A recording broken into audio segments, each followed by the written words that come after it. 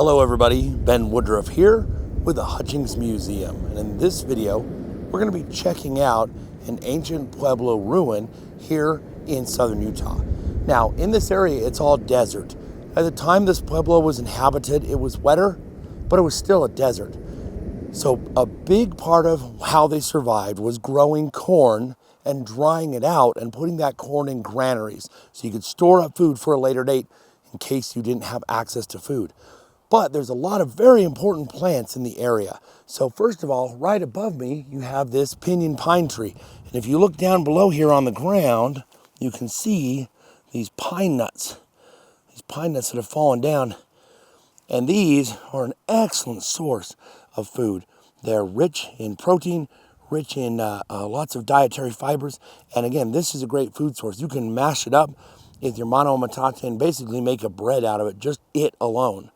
Now the next plant right here, this is a banana yucca.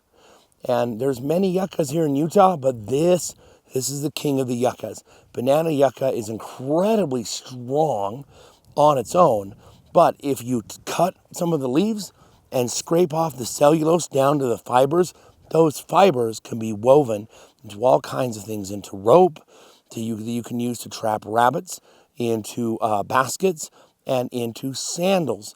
The sandals we have in our collection at the Hutchings Museum are woven out of these banana yuccas. Now this is a species that as environments have changed and as this got overutilized by native peoples anciently, the numbers locally are not as high as many of the other species of yucca. But it's still growing here strong and doing well. So let's take a look at a couple of the other plants right in this area that the native peoples used.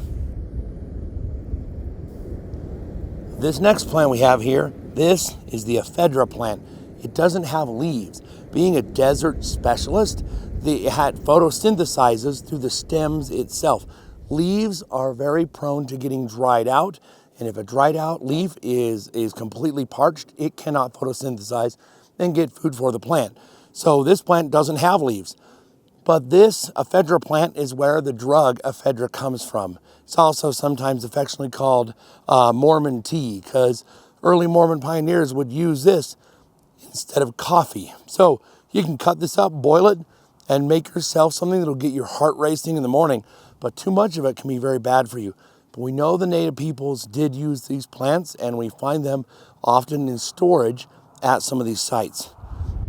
Next plant I'm showing you here is prickly pear cactus. It's a very famous desert plant, but a lot of people don't realize the plant itself is edible. Now it is covered with sharp spines, but if you cut it off and pull those spines out, or sometimes you could just singe them off, what you have left with is a very nutrient-dense food source. Just cut it up, cook it in your pot, and there you go.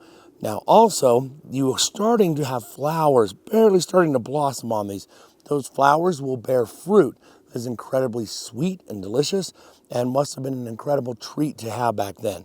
So the plant itself is edible, so are the fruit from the prickly pear cactus. Well, let's go take a look at this Pueblo itself and talk about what we got over there.